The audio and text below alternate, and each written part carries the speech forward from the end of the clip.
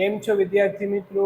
તમારું હાર્દિક સ્વાગત છે આપણી યુટ્યુબ ચેનલ અભ્યાસ ટ્યુશન ક્લાસીસમાં. હવે આપણે આગળ જોઈ ગયા 3.2 ધોરણ 10 3.2 એમાં આપણે 4 દાખલા જોયા. હવે 5મા નંબરનો દાખલો આજે આપણે આ વિડીયોમાં જોઈશું. સમ જોતા એવું લાગે કે ખૂબ જ અઘરો હશે, પણ ચલો સોલ્વ કર્યા પછી નક્કી કરી કે સરળ છે કે અઘરો. જોવી તો સમીકરણ 1 અને સમીકરણ 2 તો આપણે નામ આપેલા જ છે.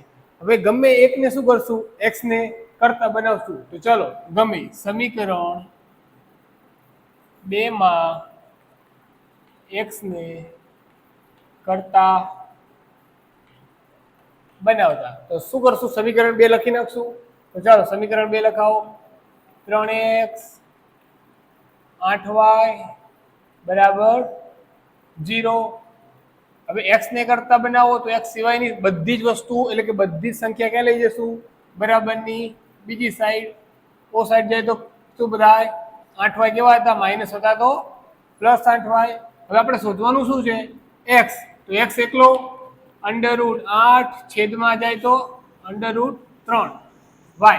આ શું મળ્યું આપણે, સમીકરણ નંબર 3.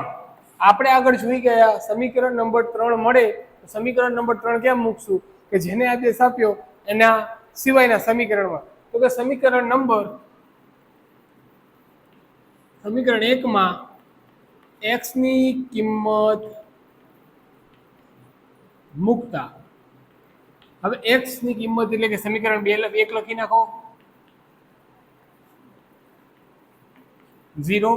હવે x ની જગ્યાએ શું મૂકશું, તો કે x ની જગ્યાએ આપણે √8 ભાગ્યા √3 y તો લખાવો. ચલો √2 કૌંસમાં √8 છેદમાં √3 y ના y વત્તા √3 અને y બરાબર 0.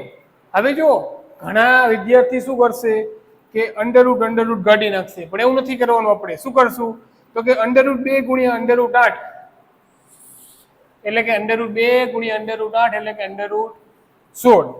નીચે શું હતું, વર્ગમૂળમાં 3y પ્લસ √3y બરાબર 0. હવે બેમાં હોય એવું શું છે, બંનેમાં હોય હાજર, તો કે બંનેમાં હોય એવું એક જ છે કે y. તો y ને આપણે શું કાઢશું, કોમન કાઢશું. તો શું વધશે, √16 છેદમાં √3 વત્તા √3 કૌંસમાં બરાબર અને 0. y ગુણાકારમાં છે, આ બાજુ ભાગાકારમાં જાય.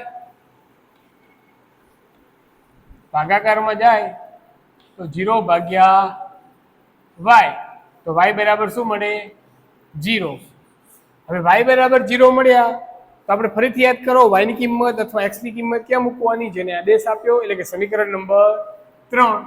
તો કે સમીકરણ 3 માં y ની કિંમત મૂકતા સમીકરણ 3 x બરાબર √8 છેદમાં √3 y √8 છેદમાં √3 y ની જગ્યાએ 0 જોડે ગમે એ સંખ્યાનો ગુણાકાર શું થાય, 0. તો x બરાબર પણ શું આવ્યું, 0. અહીં y બરાબર પણ 0, x બરાબર પણ 0.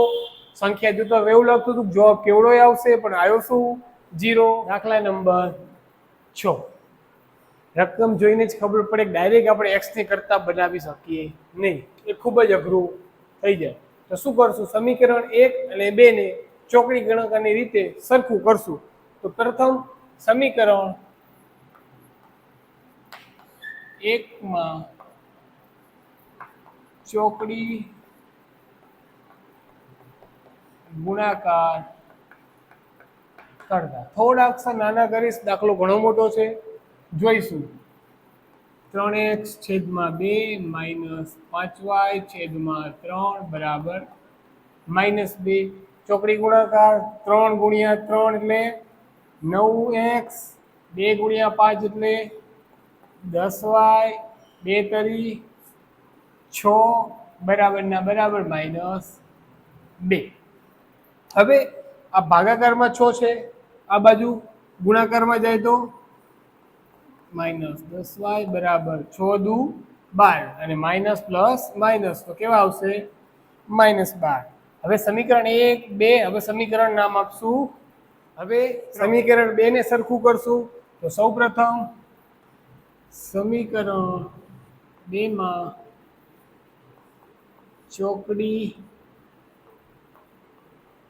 ગુણાકાર કરતા સમીકરણ 2 લખી નાખો. x ના છેદમાં 3 વત્તા y ના છેદમાં 2 બરાબર 3 ના છેદમાં 6.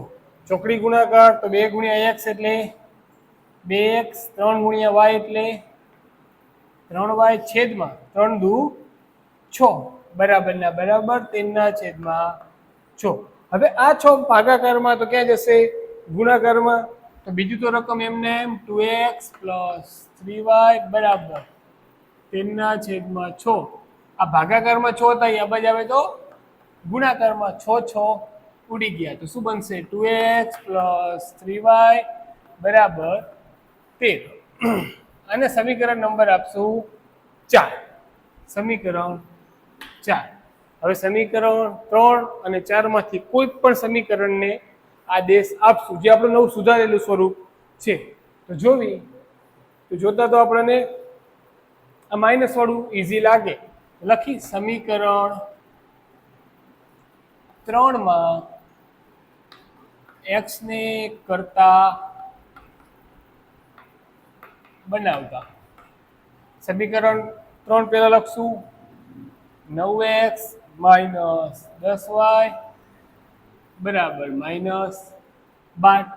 x તો આપણે કરતા બનાવવાનું તો x તો એમના એમ બરાબર ના બરાબર આ -10y દિશા બદલે એટલે +10y. આપણે 9 પણ હજુ ક્યાં જશે ભાગાકારમાં કારણ કે આપણે x એકલો રાખવાનો છે. તો સમીકરણ કયું બનશે સમીકરણ 5. સમીકરણ 5 ને ક્યાં મૂકશું જેને આદેશ આપ્યો એના સિવાયનું સમીકરણ આપણે ગોતી લેવાનું. તો સમીકરણ 4 માં x ની કિંમત મૂકતા હવે સમીકરણ 4 શું હોય તો કે 2x + 3y બરાબર 13. x ની કિંમત -12 + 10y છેદમાં 9 + 3y બરાબર 13. જો 2 અને 9 ઉડે નહીં તો શું કરશું અંદર ને અંદર ગુણાકાર તો કે 2 ગુણ્યા 12 એટલે -24 2 ગુણ્યા 10 એટલે 20 y ના y વત્તા 3y છેદમાં 9. અહીં છેદમાં કઈ ના હોય તો શું રાખવાનું 1 એથી ભૂલ ન પડે 13 ના 13. દાખલો થોડો મોટો છે કદાચ બીજી વાર અડધો બોર્ડ જરૂર પડશે તો જોઈ લો.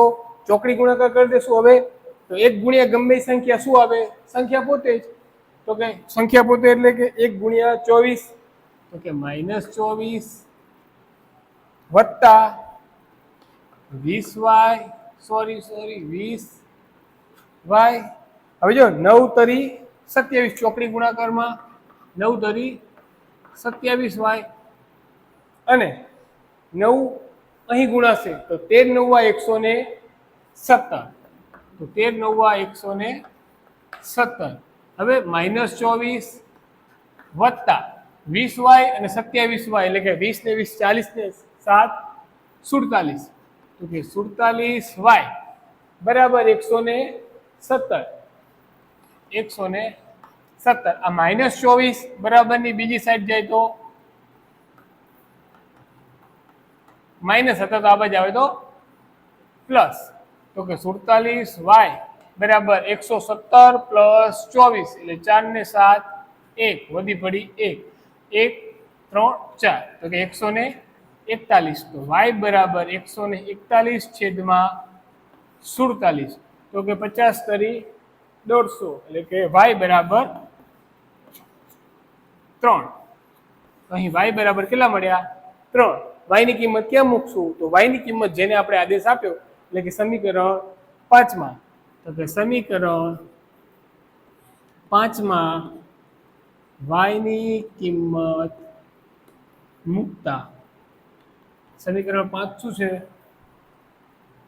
x બરાબર -12 વત્તા 10y છેદમાં 9 -12 વત્તા y ની કિંમત શું મળી આપણને 3 છેદમાં 9 12 10 તરી 30 છેદમાં 9 હવે માઇનસ પ્લસ માઇનસ તો કે માઇનસ પ્લસ માઇનસ એટલે 30 માંથી 12 જાય તો 18 અને મોટી નિશાની કોની તો કે પ્લસ ની તો કે 18 છેદમાં 9 તો 9 દુ 18 તો x બરાબર 2 અને y બરાબર શું મળ્યું 3 અને x બરાબર 2 દાખલો જોતા ખૂબ મોટો છે પણ 2-3 વાર જોશો તો સમજણ પડી જશે.